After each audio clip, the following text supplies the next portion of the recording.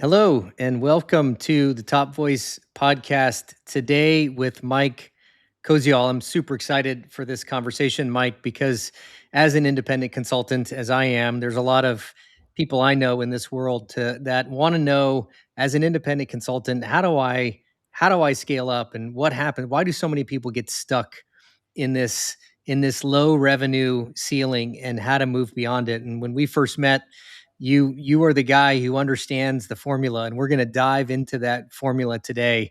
I'm super excited for that. I'm going to give you a chance to introduce yourself in a moment. Before I do that, for those of you that are on the live stream, we love to get questions. Please do leave a comment or a question in the chat. I love to read those. We love to take little sidebars into conversations that everyone's interested in. For those of you that are listening on your favorite podcast, please do make sure to hit subscribe. The Top Voice podcast has become a really strong location for practical tools, and I think that's something we're going to talk about today. So, Mike, tell us a little bit about yourself. Tell us what you do. Tell us how you got to this position and the kind of work that you do. Right. Well, thank you for having me. Super excited to be here. My name is actually me, how I go by Mike. I'm Polish, Polish Canadian. I was born and raised in Poland. Um, I was trained as a lawyer, and I worked as a lawyer fraud investigator for 15 years in the Fortune 50 companies. And as that kind of role evolved, I wasn't a typical lawyer, if you will. I always felt I was consulting for companies on how to do things. So I feel like I have been a consultant all my life.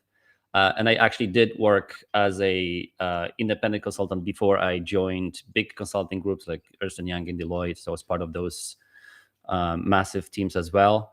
And then I kind of diverted a little bit to have, to run businesses on the side. I had marketing agencies, e-com stores, stuff like that. So entrepreneurial spirit was in me. And some time ago, I decided to go all in on helping other consultants. So I'm a consultant for consultants. I consult for consultants on consulting. That's a little bit of meta. It's not a Ponzi scheme, but it sounds a little bit creepy if you look at it that way. Yeah, and so I guess that's it. I mean, a lawyer. I did graduate law in Poland. I did MBA as well, because everyone that I work with, they told me that I don't understand business as a lawyer, and so I was like, well, watch this space. And then as I got into the business, things just started. Like, I love business. I love business strategy. Yeah. So you mentioned the move that you made, and maybe to talk a little bit about why. What were the signals that you were seeing in the market for the work that you do? What was the business need? There's a lot of independent consultants out there, but how did you arrive at the idea that this could be a business for you? You know what? It kind of was it just happened naturally. It was this transition from when I started to run marketing agencies. When you think about it, a lawyer, fraud investigator, all of a sudden runs a marketing agency. It's so random. But I was just a good operator. Like, I just understood the business strategy, and we scaled those businesses really, really fast. And this is where people started asking me questions like, how do you actually do that? And this was my aha moment for, like, well, there's business in providing support in that sense. And then I had another epiphany about how, like, who I am. I'm actually a consultant, so I didn't want to just help other marketing agencies. I decided to help other consultants. And then when I kind of came out and said and told the world, the millions of followers, well, not millions, but the followers, like, hey, I'm helping consultants, and I am a consultant myself. And when I repositioned myself and my brand to that became my thing, and that was pretty quick. Which, by the way, is an interesting learning, I guess, for everyone, is that positioning really matters, and positioning has a massive impact on what kind of clients we are attracting. Because I went from a lawyer to a marketing agency to a marketing agency consultant to a consultant for consultants, and that's the same person. I'm the same product. It's just how you wrap it. The positioning that you changes how the market perceives you and what kind of clients you're attracting. Yeah, we're going to talk about that a little more because, as we mentioned before we went live, the kind of work that I do is very hands-on, and it doesn't lend itself to maybe a more product-oriented world, but there are parts of my business that do. And I think a lot of people try to figure out, how does that does that work for me, and what's my positioning? But maybe let's go back and start a little bit at the beginning. You did a big set of interviews with some high earning consultants, and you looked at the patterns of what separates those that kind of break this ceiling and those that maybe get stuck. What did you see there, and what can we learn from that analysis? Yeah, and that was very interesting experience for me. And then obviously, a lot of insights came out of it. So what I did is that I did this report. I interviewed 40 plus consultants, and I also looked at the data of my program for consultants, right? And I wanted to understand, like, what are the patterns, because like you have those groups of people like super successful, kind of successful, and those are just kind of just make it whatever, they do everything right, but it's just like doesn't work. I'm like, okay, well, there has to, like, what is it? Is it the mindset? Is it like what's the formula, right? And so the biggest the biggest shift, if you will, is that those who are successful, and obviously we define success differently, and it's if it's revenue based, and like we're going to look at it from a money perspective. So those who make more money and can scale faster are those who are looking at their business from a systems perspective, and looking at their IP as something that they're selling instead of them selling themselves and their hours. So it's looking at a consulting business as owning the IP of the consultant, of the independent consultant, and putting that IP that's in my head into systems and processes and SOPs and tools and products, and selling those instead of selling my time and my execution and hands-on being, right? And so there's a limitation to how many hours obviously we all have. Yep. And so there's different ways you can leverage, you can have leverage, right? You can either hire people so that you can clone yourself in a sense, right? So other people can do the job that you cannot do, and then when you cannot do, as in like you don't have time to do, and that saves you time, so then you can do other things. Yep. Or you productize your approach, your IP, and then you scale that system without the need of scaling yourself. Is that making sense? Yeah. Yeah. and Yeah. and so that is the main differentiation. Like, so instead of,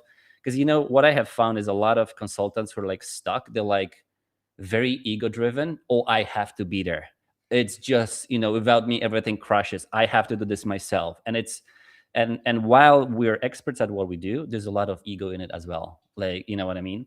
And so when you remove that piece, and when you look at, okay, I have a system, I have an approach, there's a methodology that they came up with, whatever it is, if I just look at that and start implementing and multiplying that for every client, then that's a massive difference there. Yeah. I feel like you're talking a little bit to me about I have to be in the room. So maybe this is turning into a therapy session. We'll have to address my ego somewhere in the conversation, because I do feel that way sometimes. But let's talk about that for sure. Yeah. You mentioned revenue and the number. I remember when we first met. I think is this even on your LinkedIn page? 15K per month seems to be this number. Is that a hard number? Is that a thing that you just saw was a pattern, a trend, a coincidence? Yeah, you know what? It's actually between what I'm seeing is most consultants are stuck between 10 and 30K. And so, and there's actually clear reason for it. There's two patterns that are showing up. One is that at around 15K, what happens is that you don't grow in a linear way anymore. So like more work doesn't necessarily create more impact. And then you also have less time available for you to work harder. So Right. you kind of, because like you have to now deliver on those 15K sales, right?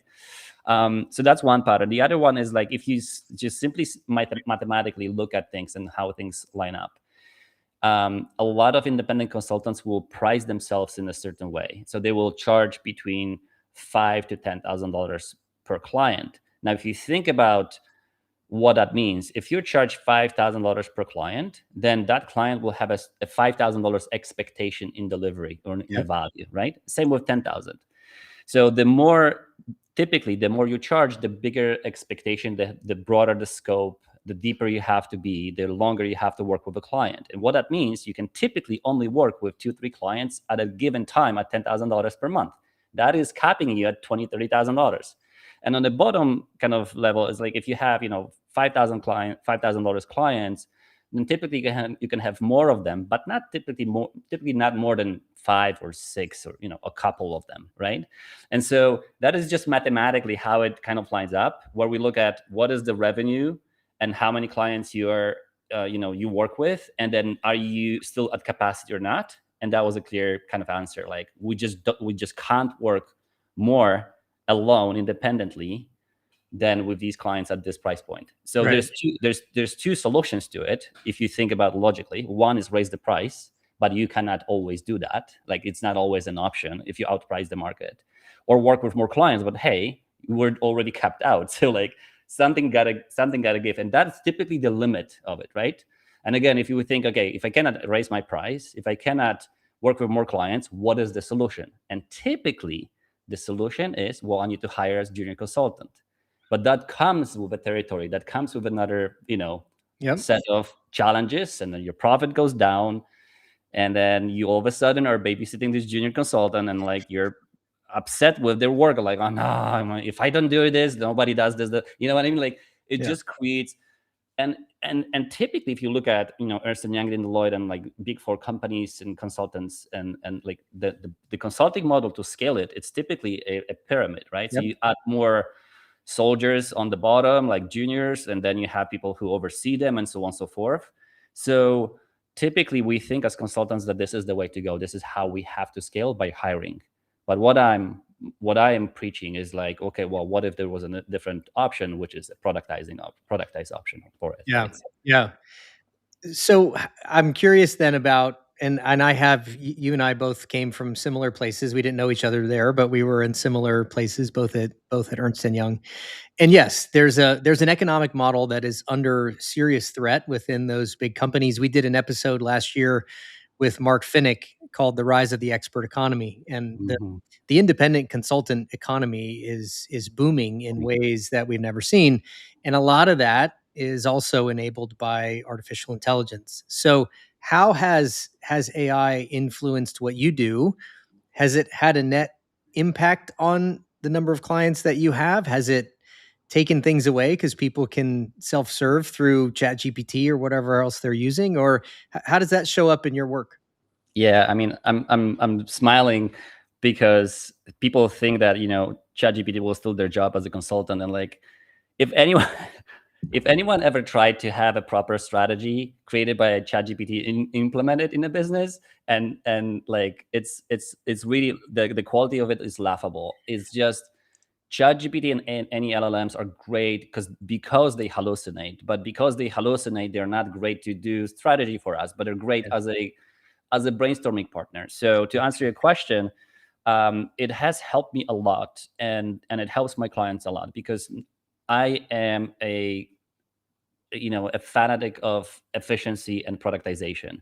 So now I don't have to be on the call and answer a question ChatGPT that's trained by me based on my conversations, and I create custom GPTs and fine tune GPTs. Then my clients, without the need of waiting for a call with me or asking question on Slack, they can ask ChatGPT, and then they can keep on going faster, and they can see the results faster. So that's something that I see, is that my clients are getting results faster because I'm not a bottleneck, and my systems are no longer a bottleneck, right? So they don't have to ask the question, wait for the answer, and so on and so forth. So that's on the client side. On my end, it did create a bit of a friction, because again, I needed to teach the custom GPTs and how to do certain things. But then leverage of that is massive as well. So now I can save even more time and dedicate that time to content creation, and then talking to more people on LinkedIn DMs and get more clients, instead of actually responding to the same question every single time, right? So I use AI to help with the automated response to the same questions. I'm not using AI to answer strategic questions or questions that require creativity or expertise, because that's my job. I'm sharing my expertise, my creativity with my clients. ChatGPT helps with the mundane stuff, repeatable stuff, frameworks, methodologies. Right. Yeah. One of the things that I maybe share a little story about my use of AI. So one of the things I find it to be really really effective for as an independent consultant is workshop design. So my business, and I want to get back to the question about how do I decide if my business is more niched or more product, and I want to get there. But I think part of the things that we do as an independent consultant is understand what is unique to me and my experience and the things that I only truly can do, and then what are the things that maybe are more repeatable. And the way I design workshops, it's very collaborative. When I was in teams with EY or when I was at KPMG, we'd really go through a process. And so I taught a GPT how to run that process for me. Mhm. And so I can sit at night at 11 o'clock and I don't need a whole team around me, but I've got a GPT that actually understands the protocol for how to design a workshop. And we can talk through and build that. It's a huge advantage in terms of scaling the business because I don't run into that sort of asymptotic curve that says at some point you just can't do anymore. And so it seems like it would be a huge unlock for people. And I would encourage folks that haven't seen that episode with Mark Finnick to go back and listen to that because it really is kind of the dawn of a new age of expert consultants that can do more than ever. So how, Mike, then let's just take a consultant that comes to you and they say, "Hey, I run a business where I do marketing consulting and I have to be in the room for these things, maybe this part of it I don't, but I'm having a hard time deciding which parts of my business to productize and which parts to keep in my own hands." How do you help? How do people figure that out? Right.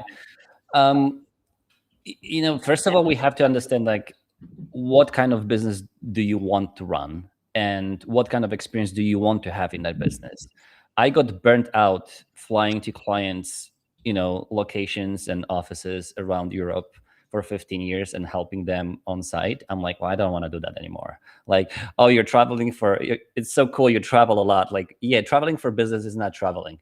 Yeah, so it sounds cool on paper and on Instagram, but it's not cool at all. So for me, the decision was like, I don't want to do that anymore, but I know I have something valuable to give. So I don't want to have that experience, but I still want to give a result for a client. And so this was my shift to completely go a productized way. Now, to answer your question, like which pieces can we productize, which pieces should we keep to ourselves? So again, that ties to that experience that I want to have in my business a little bit. Like there might be elements that you're like very excited about and you want to keep doing that. For example, I would never hire a consultant to run my consulting calls because I love my community. I love the questions. This is what drives me.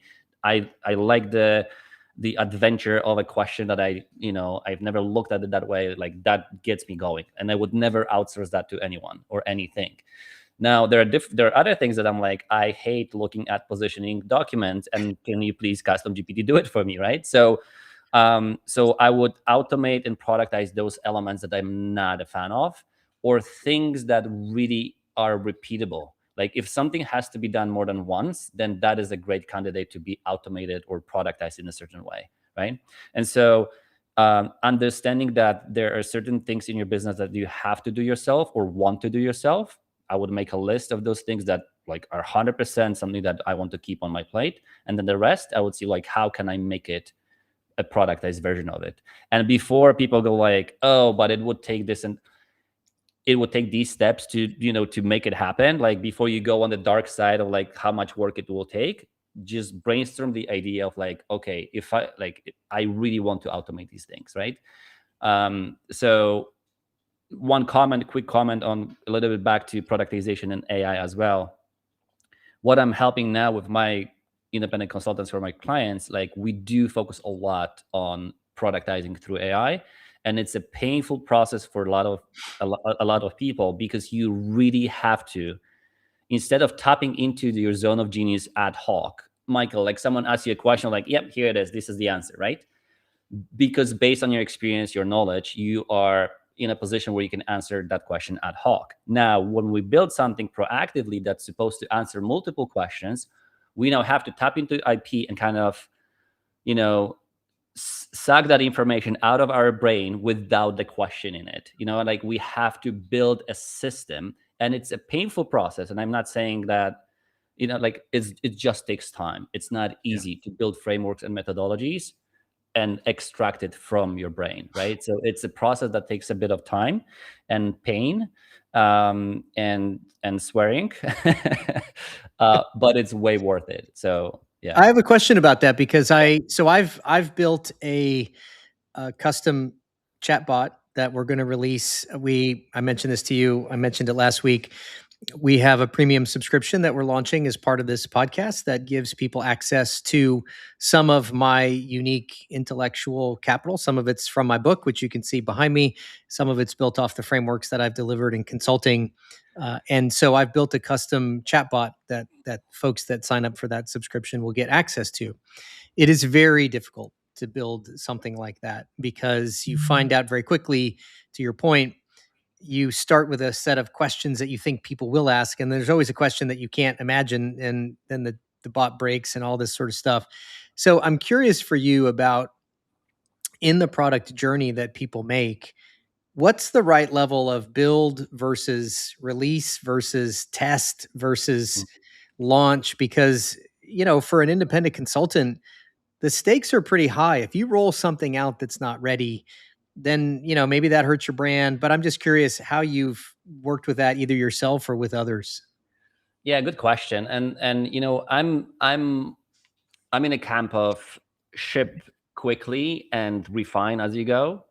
I've seen too many situations where people were overcomplicating and overanalyzing things, and then by the time they're ready, typically they're never ready, but by the time they're ready, someone else has already done something and it's already on the market, right?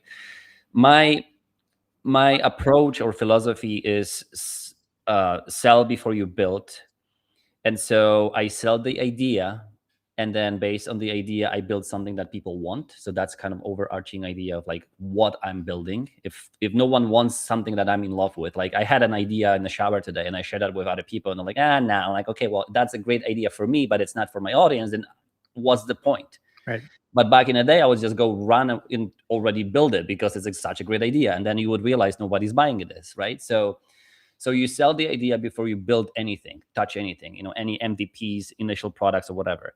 And I would just do a quick test of like, is this good enough? And obviously, the good enough will be defined differently for everyone.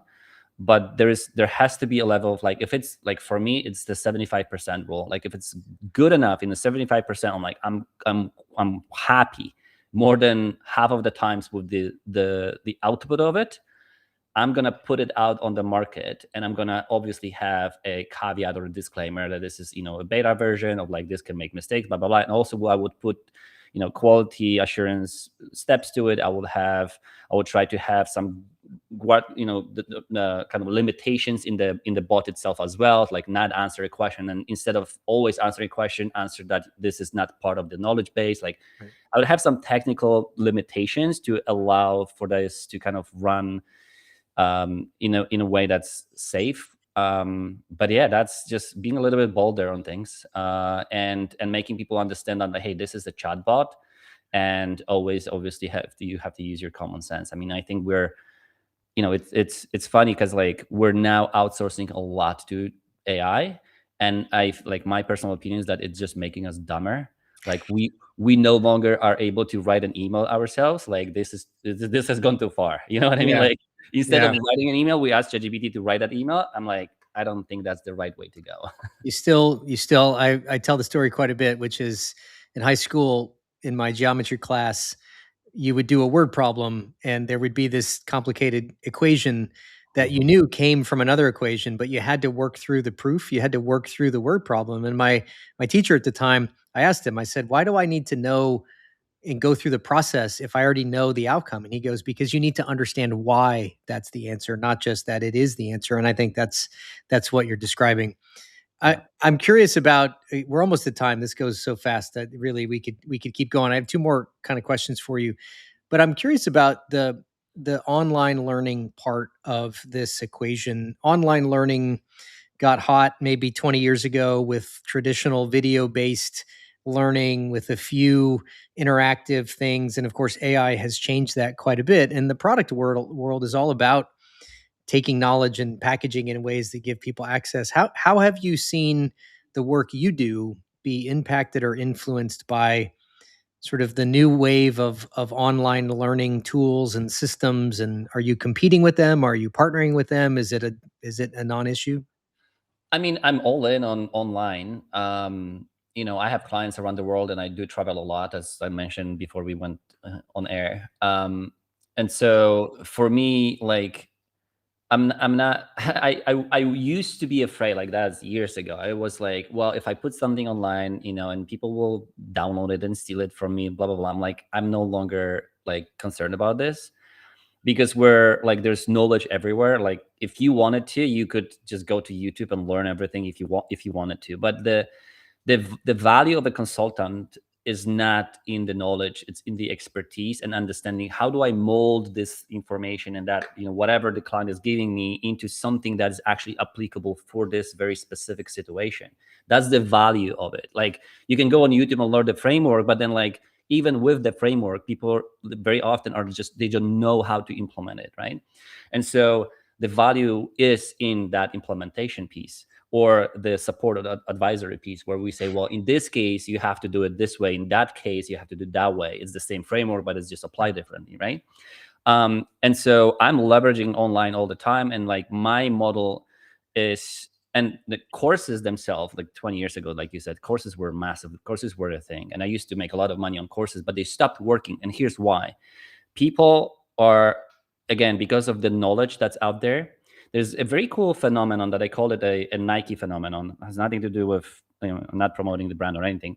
It's just, if you think about, like, if you need new shoes, right? You need new running shoes. You go to the store, you buy new running shoes. You had a problem, now your problem is fixed because you have new shoes. Now, when you buy a course that's teaching you on how to run a consulting business, for example, in your brain, you had a problem, you bought a solution, but in fact, you haven't bought the solution, you bought the access to the solution, right? And so courses stopped working. 95% of people who buy courses never even logged in. And that's the statistics I've read somewhere. 95%. So people spend a lot of money. The implementation part, the advisory, the consulting, the live consulting that I'm doing every Monday and Tuesday with my clients, that's the piece that actually changes everything. That's where I have, my clients in 5 cohorts, 10 clients each. They ask me a question. Hey, Mike, so I went through this. How would you do this in my case? Oh, in this case, you would have to do this for this reason and that reason. Right. You do guide them. They have a VIP portal and online. Everything is pre-recorded. All that IP is there. The chat GPT is there. But then the refinement, the actual implementation, and the magic happens on the call. Yeah. What you're describing for me is what I call high leverage moments. Mm-hmm. And that's where the magic happens. I'm in a room with a client, somebody says something, I'm sensing the energy where the team is, what they need, and you understand in this moment the best tool is this experience, this comment, this phrase, this activity. And yeah, you don't just get that because you read the manual. You've got to be able to go through the process. And the other phrase that I've heard about this is, just because you give someone a basketball doesn't make them Michael Jordan. You've got Exactly. to, there's a lot more that goes into it. We're almost at time, and I want to kind of close. You mentioned at the beginning of this call ego and the mindset shift Mm-hmm. that's required. And I think a lot of people who come from big consulting, maybe it's their first time as an independent, they still know their old world and they're in this new world. But like, what is the real mindset shift that's required to be successful in this new independent consultant world where you're living and dying on your own and trying to scale up? Yeah, I think we're scarred, those who are in the big corporate, as consultants, because we do rely on the title a lot. Like, I'm a senior director consulting, like that, and that comes with with a punch. Now, when you're independent consultant, that doesn't necessarily help. Like, people don't really care anymore about the label. What they care about is the actual effectiveness of your solution, right? So that's one thing. You have to kind of drop that reliance on the title and the label. Another thing is that there's a lot of politics when you work in the big consulting, right? In the corporate, you have to work through that. There's a lot of BS that happens. There's a lot of selling of nonsense solutions just because it makes sense for the politics, through the like from the politics Yeah. perspective, right? Or the client just needs a, a stamp from Ernst and Young that this is good, and that all goes away. Like, again, it goes back to like, you are as good as your solutions are. I mean, like, if you're just playing the politics, if you're trying to kind of push your solution just because you are a senior director, a senior consultant, whatever, that's not going to fly. So I think that those would be the massive mindsets, like mindset shifts that I personally needed to go through. And then obviously understanding that it's just you. There's no team. Nobody will save you in this. So you really have to prepare and be ready for the 360 questions, which is scary, but also very freeing, if you ask me, because I don't have to rely on someone else. I don't have to play their game. I play my own game. And because I play my own game, I know how well I'm playing it. Yeah. Yeah. I'm going to add one. I think it's a great list. I'm going to add one, which is the willingness to iterate. Mm. When I started my business, if I look at my website that I first built when I started versus now, my ability to articulate what I do, how I do it, comes through an iteration experience where I just put it out there and got feedback and wasn't afraid of making mistakes and trying again and restarting and redoing. And I think, to your point about leaving the titles behind, all I ever wanted to do was become a partner in a big consulting firm, and I became one, and it sucks. It really does. And I realized I want to do the work. I want to be with clients. I want to have an impact, and I want to create, and I just couldn't do it in those places. And so if you can get through the transition on the other side, it's pretty liberating. It's pretty freeing. It's sunny. It's sunny on the other side. Mike, we've talked about a lot here, and I would love to give you a chance to just sort of summarize maybe 2 to 3 things that, if I'm an independent consultant and I'm trying to scale up and level up and go big, what are the 2 to 3 things I should really take away from this conversation about scaling my business? um, I think, scaling is not about doing more; it's about doing less and better. A lot of people think that scaling is just adding things, and I think it's the opposite. It's about removing what doesn't scale. It's like you want to be as efficient of a machine as possible, right? So you have all these cogs in the machine and they're running together. Like, I would question, quite frequently, do I really need to have all these pieces in my business? Like, do I really have to do this thing? Or what happens if I remove this? What happens if I change this for that? Right. So you have to, I would say you have to question that. Another one would be very, very important for scaling is the offer. Like, you have to look at the offer. Your offer is your business, basically, right? So you fix the offer, and then delivery changes. Your marketing is easier. Your sales are easier. Positioning becomes easy as well. Yeah, I think those would be two main ones. Just removing things and looking at like what I'm offering. Because if you have to think about the business. Every business exists to solve a problem, and so your offer has to respond to that. Like, if your offer is too broad, then you're not really solving a specific problem, and then that becomes a problem with your positioning, your branding, your marketing, your sales, and everything else, and capturing clients, right? So looking at your business through the offer kind of lens has been massively impactful for me and my clients as well. Yeah, that's great. That's great. Mike, I just want to thank you. This is really chock full. We're going to give you a chance to tell everyone where they can find you in a second. We have a closing tradition on this podcast, which is where the last guest leaves a question for the next guest. It's January, so a lot of questions are built around New Year's kind of things. So, what's one aspect of your business, life, behavior that you're looking to leave behind in 2025? Those surprising questions. I think there's this notion, there's this kind of idea of, how on the plane, they when they give you instructions, the safety instructions, they tell you to put the oxygen mask on first for yourself and then help others. And I think I'm pretty aware of that concept, but I think I've been helping others too much, Mm. first. And so I think it's super important, especially for consultants who have to be on their feet. They have to be sharp, that really take care of yourself, and that in all the aspects of it, right? Mentally, physically, health wise, financially. Go get, don't work yourself, to death.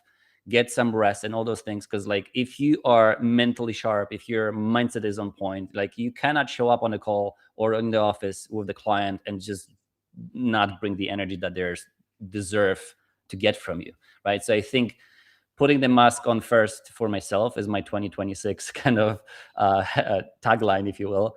And just like focusing, and it doesn't mean to be egocentric or it just means to pay attention to like how you show up for others, so that you can show up in the best position, I guess, for them. I love it. I love it. That's a good one. That's a good one. Mike, where can people find you, follow you, learn more about what you do, get in touch if they have questions about your services?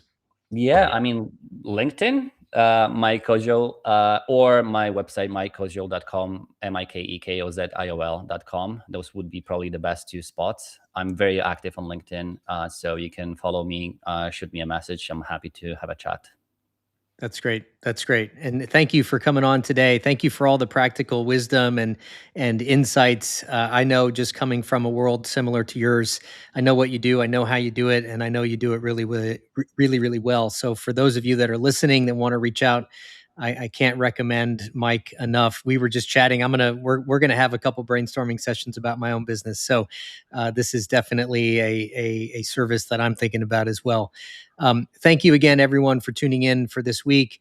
Thank you again for being part of the Top Voice podcast. As I mentioned last week and in this conversation, we're a couple months away from launching our own premium subscription, which is going to give you access to special guests, special content, the chatbot that I referenced in this call as well. So we're excited to bring that in the coming weeks. Thank you again, Mike, for all your time and wisdom, and we'll see you next week. Thank you so much. Appreciate it.